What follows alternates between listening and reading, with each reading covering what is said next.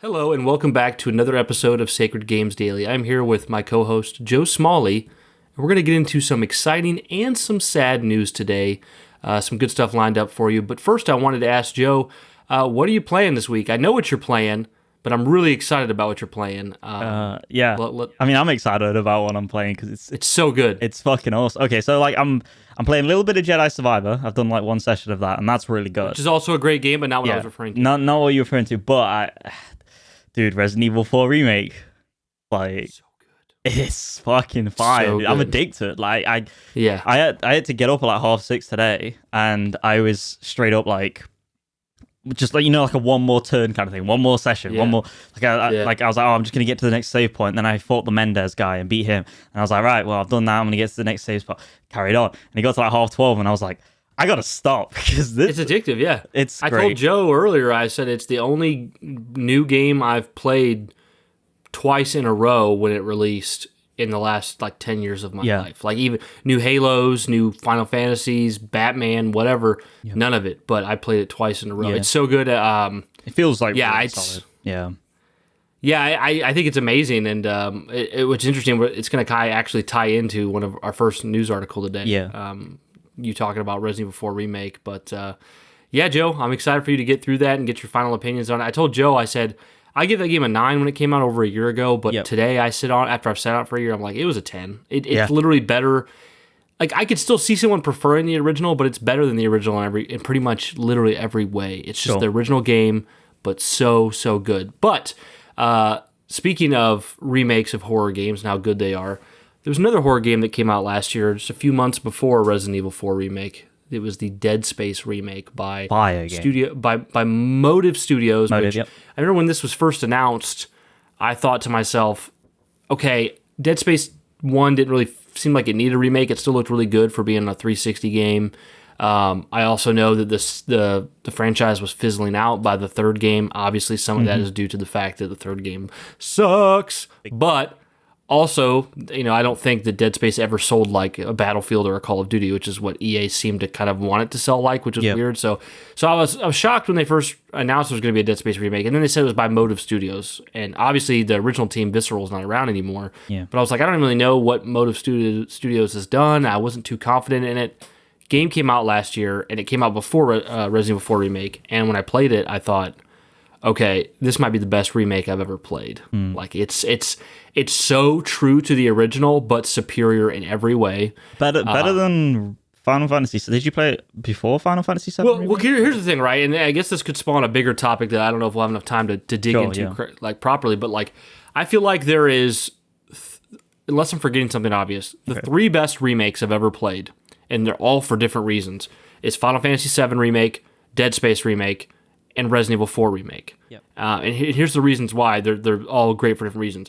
Dead Space Remake is literally let's make the exact same game to where it feels like you're playing the same game, nothing's changed, but we'll make the graphics better, we'll smoothen it up, and we'll fix a couple rough corners, just fix a couple things. But ultimately, especially if you haven't played Dead Space 1 recently, like if you played it in the past, if you popped in the remake, you'd probably just feel like you're playing the same game, like as you remember it, because it is so faithful to the point. Then you have Resident Evil 4 Remake, which is, it changes a lot about the original game, but it's still done so well that it could be argued that it's better. So where Dead Space Remake is like, this is the same game, Resident Evil 4 Remake, it's like, you kind of owe it to yourself to experience the original, because it's not really quite the same game, but it does follow kind of the same story. And then you have Final Fantasy 7 Remake, which is the weirdest one, which it's literally the only remake in existence I know of that's doing this. It's low-key somebody used the word, I copied from them, somebody used the word requel, and I kind of copied that word. It's a remake that's also a pseudo-sequel to the original, where it's kind of got this meta-narrative where it is a remake of the original, but it's telling a new story that predicates on your knowledge of playing the original. They're the only ones that have ever done it, to my knowledge, and other than if, like I mentioned to Wesley the other day, like Neon and how do you say it? Neon and Evangelion? The anime? Evangelion. Yeah, I know what you mean anyway, Well, they did a remake of that anime called Neon Evangelion Rebuild, and it's like it's a remake. But I think it might be Evangelion. Like Evangelion. Yeah, I'm getting it wrong. Yeah. I've never seen it, guys. So my apologies. But they did kind of what Remake is doing, where it's like a remake, but it's like a sequel as well. But I mean, luckily Final Fantasy's pulling it off, but they're the only ones to do it. So you got those three types really. But I felt like Dead Space Remake by Motive was the definitive example of remaking a game and to where it assumedly doesn't change anything. It's just a better version of what you had before. Yes. Amazing game. I know Joe and I both bought it day one, full price. We supported the studio. Yep. We got it. We played it. We loved it. Beat it. Great game. And everyone was like, "Oh my gosh!" Like I didn't know. Like we didn't really know Motive, and wow, they seemingly made your dreams come true with a perfect Dead Space remake. Yeah, perfect. It was bang on. Now we knew Resident Evil 4 remake was coming just a couple months after that. We knew that would be more popular for sure. Resident Evil's a way bigger IP. Red Space. Red Space, yeah. Hey, that could be a cool game name. Yeah. Let's play that. But then we also knew that like Dead Space was never a franchise. Like it always sold well, like it was millions of copies, but like Dead Space was never like tens of millions of copies or anything like that. 100%. So, but everyone was like, after playing it, like, oh my gosh, they got to go in and do Dead Space 2 now. Like remake Dead Space 2 and then either stop or just do a new Dead Space 3 that's not. Nobody wants to remake a Dead Space 3. No one wants that. No. So it was like everyone's like, oh, are we gonna get Dead Space 2? Like, and the critic scores were great. Yep. Everyone who played the game said it was awesome. Yeah. I think it won one award. I think audio design at Game Awards. Yeah, I think that's right. And the only reason it didn't get like a better award, like Game of the Year or anything like that, is because it had such heavy competition. Yep. So many titles. Yeah. So yeah, I mean, really, everything except for one metric, which we're learning today, which is sales. Seemed to knock it out of the park. And there was a video released today from the Game Mess Mornings podcast that has Jeff Grubb, who is a known industry insider, that is saying this, and I'll just read the tweet. According to Jeff Grubb, EA Motive was working on a Dead Space 2 remake, which was in concept phase, but got canceled or shelved because of the lackluster sales of the first Dead Space remake. They are now working on Battlefield. And Iron Man. That is some serious sad news because you see a talented studio that gave a dream remake to a loved franchise, and they could have done so much with this. They could have did a Dead Space 2 remake. They could have done a brand new Dead Space, a spin-off, anything. Like they knew how to handle this IP. Yeah. But apparently it didn't sell well enough. I would wager it definitely sold at least 1 million, if not a couple, 2-3 million copies. But we know EA probably wanted this to be a, 5-10 million seller to greenlight a sequel, and it just wasn't going to do that. I mean, it was the heaviest competition ever. Dead Space was never an IP that was on that scale. No. And that's why Dead Space died to begin with. Like Dead Space 1, the original Dead Space 1, they're like, oh, this is good. Okay, let's see if we can do better with the sequel. And then the sequel comes out, it sells better, but we really want it to do better than that. So they get really involved. Dead Space 3 comes out. It's obviously had the publishing studio, EA's manipulation. Yep. And Dead Space 3 just sucks. It's a wet fart. Nobody cares. And, well, that's it. We're done. Dead Space is on the shelf for good. Finally, they wait 10 years or whatever, do this remake, see if they can reignite hope. And they do it faithfully to what everyone wanted. Doesn't sell well enough for them. I don't know about you, Joe. I'm going to pass it over to you now. But I feel like this is really scary for the Dead Space IP because I feel like if you put out a game that is literally perfection of what everyone would want, and EA's still not happy with it, it kind of feels like Dead Space is dead forever. Oh, why'd you have to say that? Like, what would bring it back? I know, I know. But let me hurt you. Let me hurt you even worse. Bro, you could have just stabbed me. No, I'm going to stab you again. You ready? What could bring this back now that we've got a perfect revival and it wasn't enough other than a successful online kind of battle royale Dead Space microtransaction bullshit? No, that's it. Why you do this to me, Bryan? You know how studios work, and so we managed the 1 in a million shot of them bringing it back and doing it perfectly and faithfully, and that didn't work. You know that they're going to do one of two things: either never bring it back, or they'll bring it back in some weird ass form where it's either a card game or a battle royale or a roguelite. weird thing that's not even. I don't know. It's doomed. It's doomed. It hurts, dude. It hurts, and I hate to be pessimistic, but but you're being logical. You're being rational, and you're being a realist here. Like in many ways, like I want to in sort of like irresponsibly lash out at people and be like, why didn't you support this game? Why didn't you guys give it 10 million? And like people, like I remember when this news came out like earlier, and I looked it up. I looked up the sales like quickly and stuff, and it's like not even 2 million, not even 1 million, and like someone on like.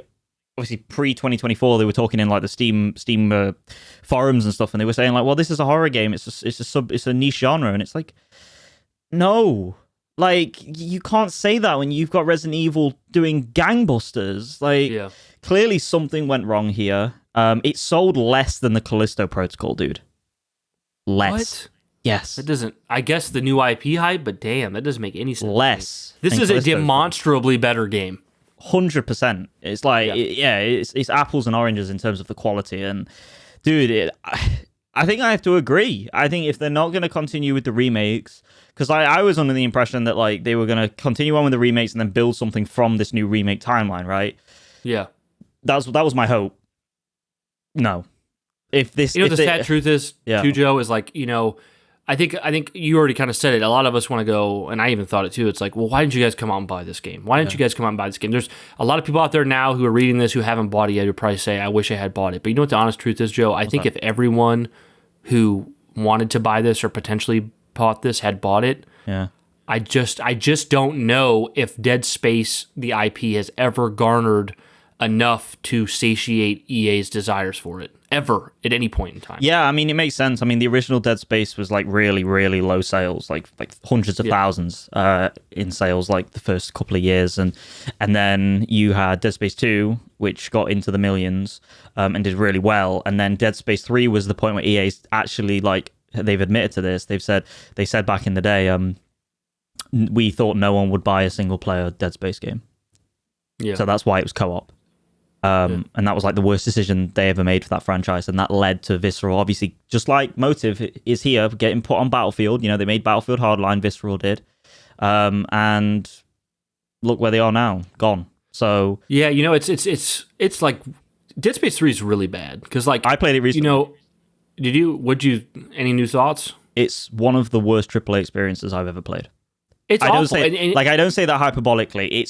It is everywhere when it comes to design decisions. Because not to go on too much of a tangent here, but all your weapons use the same ammo, which is like completely antithetical to every single like survival horror mechanic that we know. Yeah. And on top of that, if you play it solely single player, you don't get to experience probably half of the game because you miss out key scenes that go between the second character, Carver, I think his name is, and Isaac Clarke, and it's just crap. It's just full of action. It's AAA drivel. And it's a shame weird because like, and I know I have like a way heavier investment in the Halo IP, but like you talk about like Halo 5 is like the worst Halo game. I feel like Halo 5 is still better and more faithful to Halo than Dead Space 3 was. Yeah, like 100%. Halo 5 was like, this is the IP and this is the universe, but it really wasn't. It didn't come together in a way that excited anyone. But Dead Space 3 was like, this is a shell of of a game that it's not even the same franchise anymore, really. Yeah. The moment, I already knew before I bought Dead Space 3 that people said it sucked, but the moment where I was like, oh yeah, this is going to suck. Well, it was two things in a row. They reintroduced me to the character, the love interest from the second game, and she has like boobs that are 3 times the size, like giant. And I'm just like, and I'm not judging, but I'm just like, this character's boobs obviously got way bigger. You're trying to find ways to make this game sell to more people because sex does sell. And then the real moment was at the beginning of the game. It wanted me to use the stasis move to stop moving traffic. Yes, and I was like, "Are you shitting me?" Like, well, the game doesn't do a very good job because the first impression in Dead Space 3 was like literally Call of Duty third person. Like you are shooting unitologists. That's what you're doing. But yeah, it's. Not to like go on about it ad nauseum about Dead Space 3, but it was bad. And the fact that, bringing it back around to the Dead Space remake, the fact that they've done it and tried it and it's not good enough for them, whatever that may be. I mean, we don't know the budget of what Dead Space remake was. They haven't released that. I mean, to be honest, like in all honesty, like it sounds bad, but I think Dead Space 3 Remake probably sold as well as 3. Oh, yeah. And probably. And you got to look at it like this, like what like there are two very different video games that are two massively, like, there's a valley in between them when it comes to quality. And the fact that the sales don't represent that is a travesty to like what the developers worked on in this remake and potentially what could have come after. But I hope Battlefield benefits from Motive's involvement, and I hope Iron Man is fantastic because of it, because this hurts, because Dead Space 1 is one of my favorite video games of all time. Yeah. What a tangled mess, because for those of you that don't know, the studio that made the original Dead Space, their name was Visceral, but their original name was EA Redwood, and they did the game we all love from growing up, The Lord of the Rings Return of the King. Yeah, that's a fire game, dude. They did that game, and then they did Dead Space, and then Amy Hennig was supposed to come in and work with them, and she got screwed over on that too. And now she's doing the Marvel 1943 thing, so it's just a big... EA has always sucked, and they continue to suck. But my whole thing is that I feel like they've really been on the up and up for a few years now. Yeah, I'd agree with that. They put out two great Jedi games. They started the EA Originals program. They put out It Takes Two, which won Game of the Year. They put out, even though I know it wasn't the greatest game, they put out Immortals of Avium, which shows that they were willing to back a AAA new IP. They've just been doing a lot of better things recently. But this is like old EA right here. Yeah. Yeah, like every time you kind of are like, "Hey, well done, EA, well done," they go and like fuck you by just like kind of slapping you in the face, and you're like, "Wait, what?" Also, yeah, and we're not going to go into it, but like also like the fact that they're having that studio work on an Iron Man game and Battlefield at the same time, that does not bode well. I'm like, no, they're not a huge studio either. Like, no, it doesn't seem like a good idea. But okay, moving on to the next topic. We spent a lot on that one, but me and Joe were passionate about that one. So yesterday, the trailer and release date announcement came out for Star Wars Outlaws, and this is a new article that's kind of got yesterday's information plus some new information in it from GameSpot. Ubisoft reveals new details about Star Wars Outlaws world, characters, and syndicates.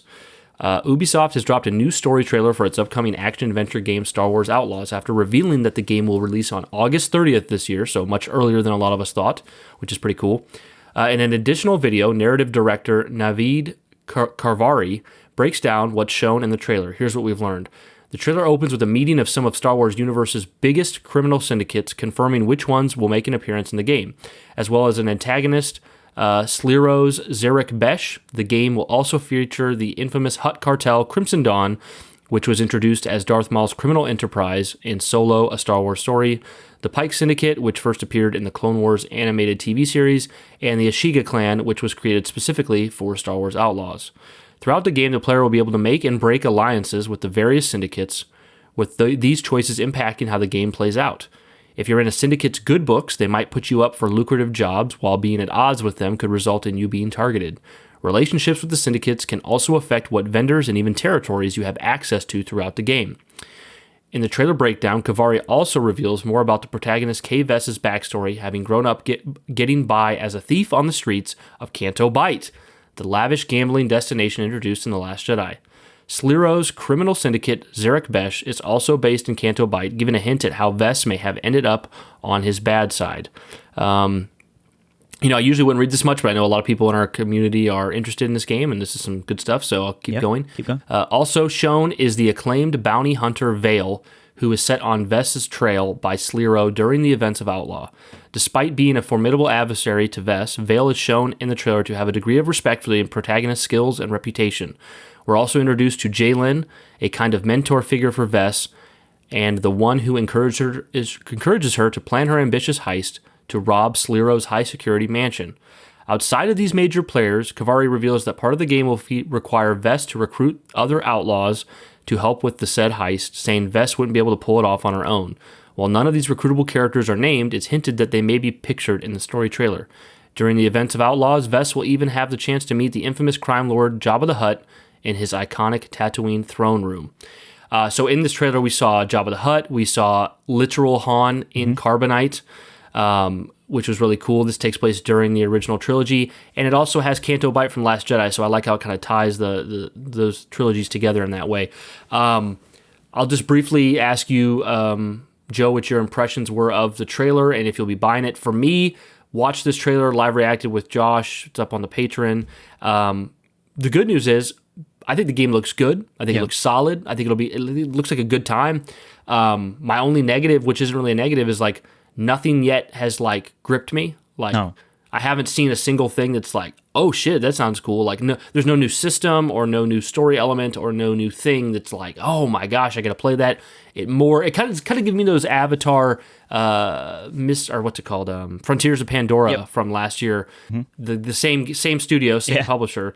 Where it was like, this game looks like it's a really faithful, good, fun, quality Avatar game, but that was the end of the discussion. And I'm kind of getting those vibes from this, but of course Star Wars is a bigger IP with more interest. Josh has asked me if I plan on buying it. I told him if the reviews come out and they're good, I think I will. I usually don't buy Ubisoft games, but this does look big good. Just for you. Yeah, if I bought this, it'd be the first Ubisoft game I bought, I think, since 2007. Holy shit, dude. I think Assassin's Creed 1 was the last game I bought. Yeah. I don't like anything Ubisoft does. Far Cry, Assassin's Creed, none of that stuff. So I might be I don't like Ghost Recon, Tom Clancy's, none of that stuff. So none of that military stuff, Yeah, Prince of Persia. I didn't buy any of that either. So but what do you think from watching this trailer? What do you think of this news? I checked out the trailer earlier today.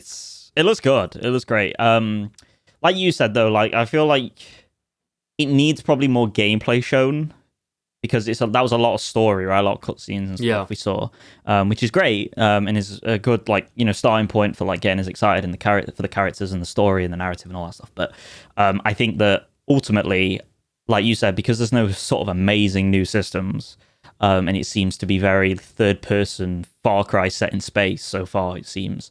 We kind of need to see maybe like a 20 to 30-minute trailer where they go through like kind of multiple combat scenarios and deep dive it a little bit into the skill systems or whatever, or like we're talking about here, where like this crime syndicate, you can help them and they'll give you more like contracts, or they could be pissed at you. Like show that in gameplay. Show that rep system. Yeah. That'd be cool. But yeah, I mean, it looks really good. Like it looks really solid. I don't know if I'll pick it up day one. Maybe I will. It kind of doesn't like it's obviously it very much feels like Han Solo the film in a game format with a different protagonist. I get that, which I really like because Han Solo was a cool film. I didn't mind especially since it's pretty. I don't know if it's fully confirmed, but it's so close to confirmed. It might as well be that Emilia Clarke's character is in this game. Yeah, but not played by her in any way. Yeah, it is confirmed, right? There was a screen grab of it. I thought it was confirmed. Yeah, but I guess the screen grab doesn't have her exact likeness, and she's confirmed to not be in her. Like Emilia Clarke has no part of the game. Yeah, but I think it is. I think Kira, whatever her name is, right? Kira. Yeah, it looks dope. One thing that is funny though, like just in general with video games, not just this one, is like ever since The Last of Us, it feels like every game has some form of companion now with the protagonist, like a little side. Yeah, you know what I mean. Like obviously with Jedi Survivor and Fallen Order, you've got not BB-8. What's his name? What's the droid name? Oh man! Now that you said BB-8, I would have been able to say it, but now that you said BB-8, no, I can't remember. BB-9. I just played it the other day. Too, yeah, dude. So I can't remember. Anyway, people know what I'm on about. Yeah. And then now you've got this little alien creature looking thing. Stitch. It's gonna bother the hell out of it, so we can't rember that. Yeah. What is that, dude? I have no idea. I don't want to look it up either because I want to remember it. Oh my god! Someone tell us. Someone call us out. But yeah, if you hear while we go forward, just shout it out. But I think the two little controversies around this. BD1, that's it. There we go. Very good. Very good.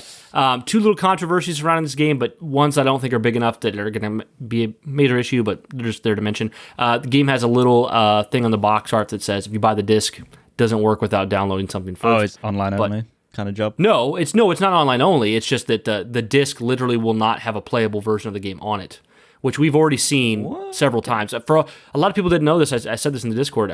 Same thing was on Jedi Survivor. Who knew? You have to, and also Starfield wasn't on the disc either. Yes, I remember Starfield, So this is pretty commonplace now. Right? Halo? I think Halo Infinite as well. Was just the multiplayer or something, right? I don't think you could play the game without getting online to download stuff. So it's pretty much, it's not that it's online. I mean, it is a required connection to get the game, but like it's not an online requirement. Also, most of us are buying digitally, so this literally means nothing. The other thing is that you can pay more money to play this game 3 days early, which is a trend I really hate. Yeah, but because it's not 3 days early, it's 3 days delayed launch if you don't pay it is what it is. So, but that's just the industry we're living in now. So that's pretty much all I have to say about it. But we'll go forward with our last topic, and then we'll get out of here.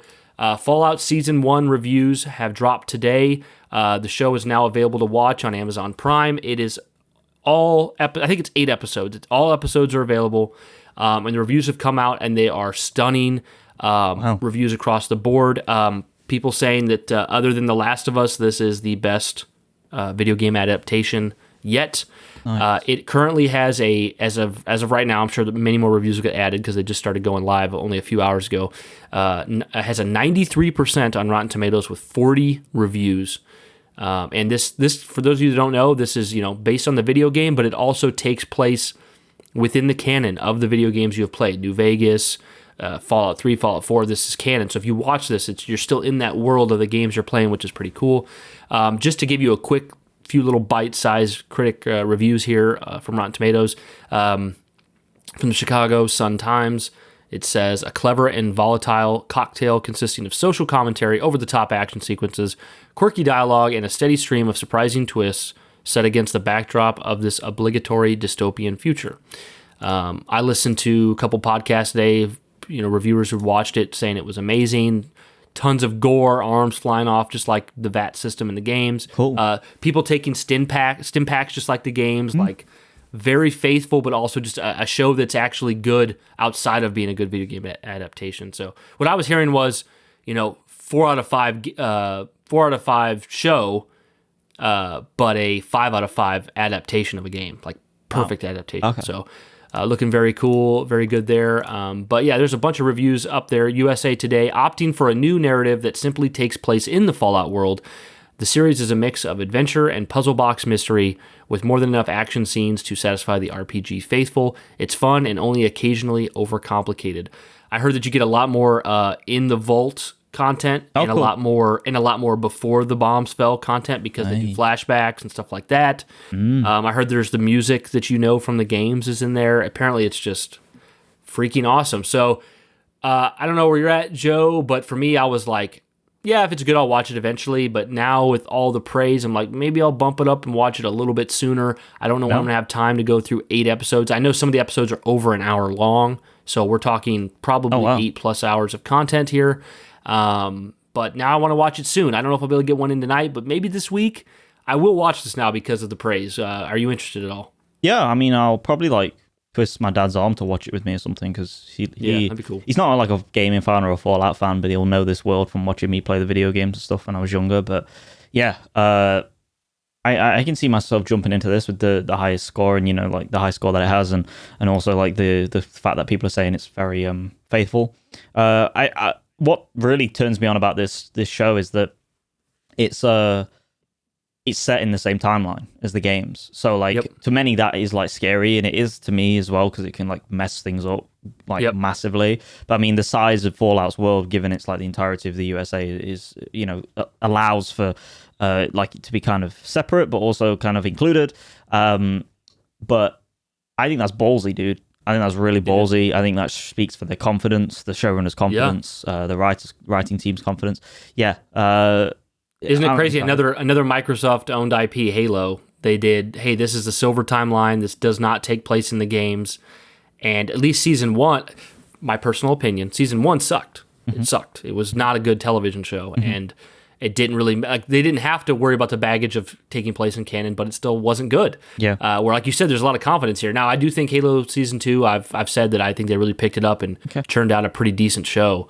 Yeah. But by comparison, we're talking Halo, it disappointed a lot. Some people thought it was all right. And then we're talking Fallout. People are going, okay, if it wasn't for Last of Us, this is the best adaptation of a game ever. That's dope, though. I mean, that's awesome, and I've still not watched Halo. Yeah, even Season 1? I watched 2 episodes of Season 1, and I was like, I'm done. I worry for you if you ever do try to watch it. I worry for you that you'll never get to Season 2 to give it another shot because Season 1's so bad. Is it that bad? So, Season 1, I think... I said this, I don't know if you listened, I think you probably did listen to the episode that me and Josh did, but definitely. When we were at the peak of Halo hype, and we were on Twitter and everything, our hype scores for me and Josh for Halo the TV series was me at a 5 out of 10 and Josh at a 3 out of 10. And then 2 years later, we reflected back on our scores and said, man, we were really giving into the hype back then. It's actually a 3 from me and a 1 from Josh. So, yeah, it's pretty bad. I mean, lots of cool moments in the first season. Looks like Halo, but just poorly constructed. Again, not to get too much on a diatribe about like random like things that aren't related to the news story, but I think as soon as I saw an unpainted plasma pistol prop in the first episode, I was kind of like, and I saw they CG'd an assault rifle flying across the floor. Really badly edited. I was just kind of like, and my brain picks up on weird things, like, so the way Spartans move in their suit in the show is just strange to me. It doesn't look right. Season 2 is so much better. Just shot better. And Season 1 also has 3 separate pairs of butt cheeks, like full on butt cheeks. Oh my god. Season 2, no butt cheeks. Okay, that's an extra point right there, I guess. So for absolutely. But yeah, guys. Anyways, Fallout show seems great. Yeah, guys, thank you for joining us today on this kind of funny. kind of funny. Nice. Funny. Where did they get the title? No, for Sacred Games Daily. Some good topics today. You know, really sad about Dead Space, but Star Wars Outlaws and that's Fallout. Cool. Yeah, they're here. They're coming out soon. You know, very quality stuff. It's an exciting time. So, guys, thank you for tuning in, and let us know what you think about these different topics. If this looks good, if you're going to tune into Fallout, if did you buy Dead Space, and if you didn't, why not? Yeah, let us know. You punk! So, look what you caused. But all right, guys, thank you so much for tuning in, and as always, keep it sacred daily. Peace.